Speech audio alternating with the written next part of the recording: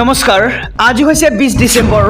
অসমৰ লগতে ভাৰতৰ বিভিন্ন প্ৰান্তৰ পৰা আজি ৰাতিপুৱাৰ কেইবাটাও খবৰ আহি পৰিছে এই মুহূৰ্তত জনাইছো আজিৰ প্ৰথমটো খবৰ প্ৰকাশ পালে 2024-25 বৰ্ষৰ পঞ্চায়ত নিৰ্বাচনৰ ভোটাৰ তালিকাৰ খচৰা এই তালিকাত আপোনাৰ নাম আছেনে আজি কৰক পৰীক্ষা ভোটাৰ তালিকাত আপোনাৰ নাম পৰীক্ষাৰ বাবে মুকলি হোৱাৰ ৱেবছাইট আৰু ermsec.assam.gov.in ত আপুনি এতেই ক্লিক কৰক আৰু পাঁচটা প্ৰক্ৰিয়াৰে আপুনি কৰিব পাৰিব PDF ডাউনলোড প্ৰথমে বাছনি কৰক জিলাৰ নাম আৰু জিলা পৰিষদ সমষ্টিৰ নাম আপুনি বাছনি কৰক গাঁও পঞ্চায়তৰ আপুনি নাম বাছনি কৰিব লাগিব আৰু ভোট গ্ৰহণ কেন্দ্ৰৰ নাম আপুনি বাছনি কৰক আৰু ইয়াৰ পিছতে ডাউনলোড অপচনত ক্লিক কৰক আৰু EPIC নম্বৰৰ জৰিয়তে আপুনি কৰিব পাৰিব সন্ধান আৰু ইয়াৰ বাবে প্ৰথমতে জিলাৰ নাম আপুনি বাছনি কৰক তাৰ পিছত সন্নিবিষ্ট কৰক EPIC নম্বৰ তাৰ পিছত সন্ধান অপচনত আপুনি ক্লিক কৰক আৰু দাবী আৰু আপত্তি দৰ্শাবৰ বাবে যোগাযোগ কৰক জিলা নিৰ্বাচনী বিষয়াৰ সৈতে আৰু ৰাজ্যিক নিৰ্বাচন আয়োগে মুকলি কৰিলে ৱেবছাইট আৰু 14 ডিসেম্বৰৰ পৰা 21 ডিসেম্বৰৰ ভিতৰত দাবী আপত্তি আপুনি জনাব পাৰিব আৰু 22ৰ পৰা 26 ডিসেম্বৰৰ ভিতৰত নিষ্পত্তি কৰা হ'ব সকলো দাবীসমূহ এই মুহূৰ্তত জনাইছো আজিৰ দ্বিতীয় নম্বৰ খবৰটো চৰকাৰী শিক্ষকক লৈ কঠোৰ হৈছে শিক্ষা বিভাগ কৰ্তব্যৰ সময়ত ঘূৰিব নোৱাৰিব ব্যক্তিগত কামত ৰাজ্যৰ চৰকাৰী শিক্ষকসকলৰ বাবে ডাঙৰ খবৰ এই মুহূৰ্তত আহি পৰিছে এতিয়াৰে পৰা পাঠদান এৰি ব্যক্তিগত কামত ব্যস্ত হ'ব নোৱাৰিব কোনো শিক্ষকে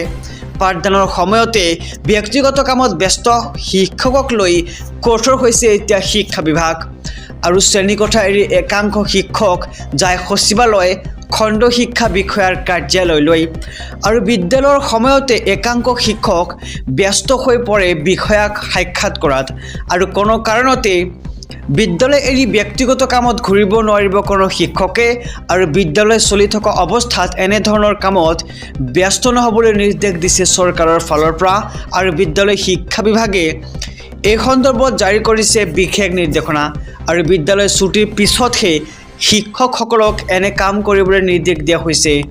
চৰকাৰৰ ফালৰ পৰা আৰু ৰাজ্যৰ চৰকাৰী শিক্ষকসকলৰ বাবে আহি পৰিছে ডাঙৰ খবৰ আমি খবৰটো জনাইছো সবিস্তাৰে এই মুহূৰ্তত জনাইছো আজিৰ তৃতীয় নম্বৰ খবৰটো DGP GP সিঙে পদত্যাগ কৰিব লাগে চৰকাৰে মৃদুল ইছলামৰ পৰিয়ালক 1 কোটি টকা ক্ষতিপূৰণ দিয়ক আৰক্ষী সঞ্চালক প্ৰধান GP সিঙে পদত্যাগ কৰিব লাগে এই মন্তব্য বিধায়ক অখিল গগৈৰ অসম পুলিচৰ আচলতে কি হৈছে গণতান্ত্ৰিক প্ৰতিবাদক এনেদৰে দমন কৰাটো কেতিয়াও মানি ল'ব নোৱাৰি আৰু এই কথা স্পষ্ট কৰিলে চৰকাৰ বৰ্তমান নিৰাপত্তাহীনতাত ভুগিছে আৰু এই ঘটনাৰ বাবে চৰকাৰে ক্ষমা খোজা দৰকাৰ আৰু মৃতকৰ পৰিয়ালক মুখ্যমন্ত্ৰীয়ে 1 কোটি টকাৰ ক্ষতিপূৰণ দিয়াৰ দৰকাৰ বুলি মন্তব্য কৰে বিধায়ক অখিল গগৈয়ে আৰু অসম পুলিচৰ নিৰ্যাতন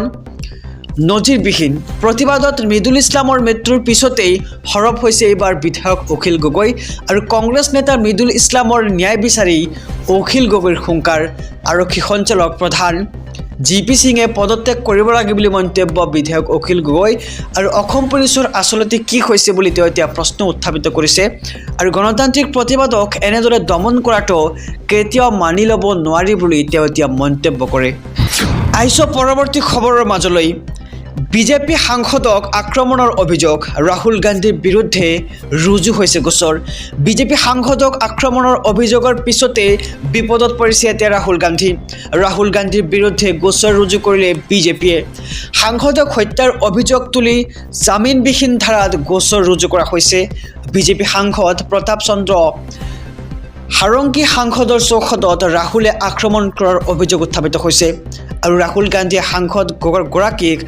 গতিয়াই দিয়াৰ অভিযোগ বিজেপিৰ আৰু সংসদৰ ভিতৰত প্ৰৱেশত বাধা দিছিল একাংশ বিজেপি সাংসদে আৰু প্ৰতিবাদৰ মাজতেই বাধা প্ৰদান কৰা সাংসদক ৰাহুল গান্ধীয়ে গতিয়াৰ অভিযোগ এতিয়া উত্থাপিত হৈছে ৰাহুল গান্ধীৰ বিৰুদ্ধে আৰু ঘটনাত গুৰুতৰভাৱে আহত হৈছিল বিজেপি সাংসদ প্ৰতাপ চন্দ্ৰ হাৰংগী আৰু BNSৰ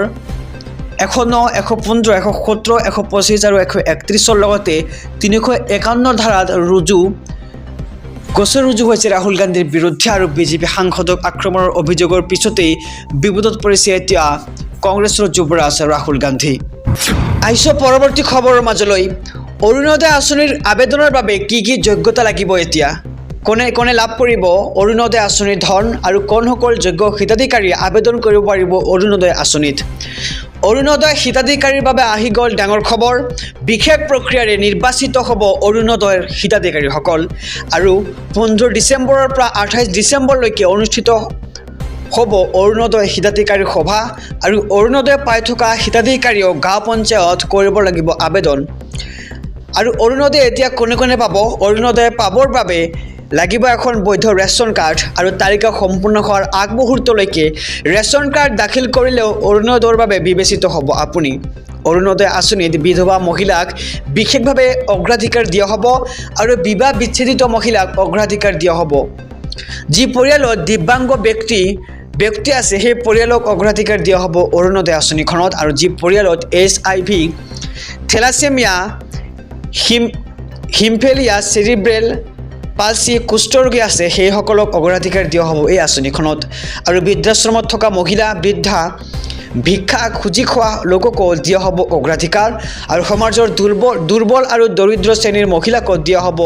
অৰুণোদয় আঁচনিৰ সুবিধা।